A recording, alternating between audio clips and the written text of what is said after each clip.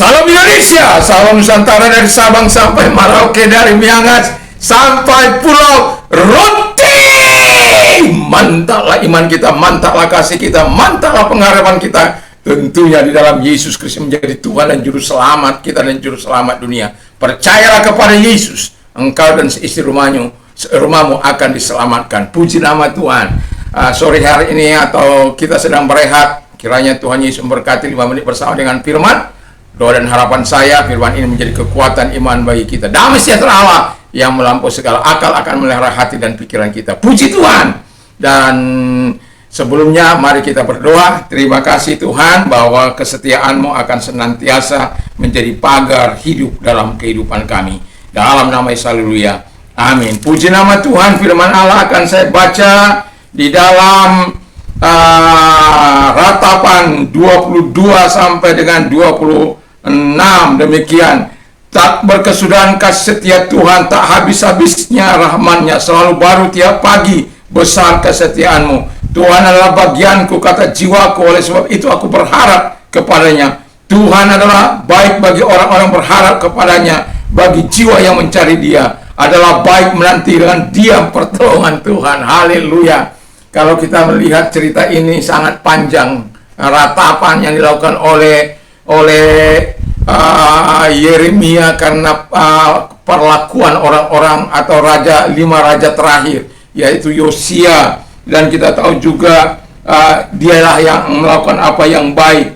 Selebihnya Yoahaz, Eliakim atau Yoyakim matanya, atau Zedekia, mereka melakukan apa yang jahat di mata Tuhan. Mereka diingatkan supaya jangan melakukan yang jahat, jangan melakukan penyembahan berhala, jangan melakukan perbuatan-perbuatan jahat lainnya, tetapi mereka tidak mendengarnya. Akhirnya Tuhan membuang mereka, ada yang ke Mesir, ada yang ke Babel, dan mereka dijadikan budak di sana. Tetapi saya tidak sedang menceritakan itu. Pagar kesetiaan Tuhan itu akan terus dilakukan akan kehidupan kita. Tema kita adalah kesetiaan Allah. Nah, kita tahu kalau kesetiaan Allah itu, Tuhan telah berjanji 3 hal yang Tuhan janjikan. Hukuman akan mengikuti ketidaktaatan. Jadi kalau orang tidak taat, pasti datang hukuman. Kalau orang tidak taat, pasti datang hajaran daripada Allah. Seperti orang tua yang mengasihi anaknya, dia akan hajar anaknya supaya anaknya ingat, sadar, insaf, dan kembali kepada ayahnya. Atau demikian kita, ketika kita dihajar oleh Allah, harapan Allah sebenarnya supaya engkau datang kepada Dia, berteriak kepada Dia. Saya ingat Manase yang begitu kejam, yang begitu jahat, membunuh orang-orang benar, menyakiti orang-orang. Oh, luar biasa. Anda bisa baca dalam 2 Raja-Raja 20 dan 21 itu. Begitu sadisnya, tetapi ketika dia menangis di hadapan Allah, dia bertobat. Wow, Tuhan memulihkan keadaannya. Itulah yang kalau saya katakan, sekaligus menjawab Tuhan telah berjanji. Pertama, hukuman akan mengikuti ketidaktaatan. Kedua, pemulihan bagi mereka-mereka yang bertobat. Manase bertobat dan dia datang kepada Tuhan. Dan Allah melakukan pemulihan.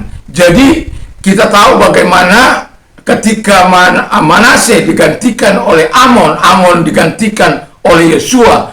Manase jahat, Amon jahat, tetapi datang dengan segala keberadaannya. Masih 8 tahun, 31 tahun dia memerintah.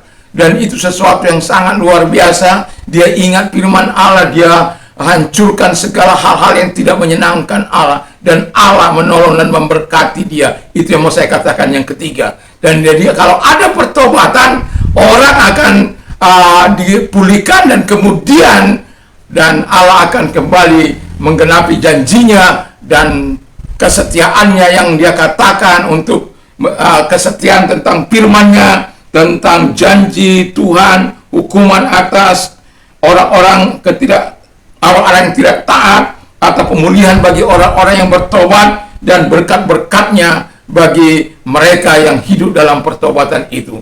Jadi sebagai orang yang percaya, saya mau katakan, mari melakukan kebenaran di hadapan Tuhan, supaya Allah melakukan firman-Nya. Pasti Dia genapi setiap firman yang dikeluarkannya untuk kebaikan dan masa depan kita yang jauh lebih baik. Teruslah berharap kepada Tuhan dan tetap tinggal dalam kesetiaan Allah, supaya kesetiaan Allah melalui firman-Nya kita dipelihara dan dilindungi. Jangan melakukan apa yang jahat, tapi lakukan apa yang baik.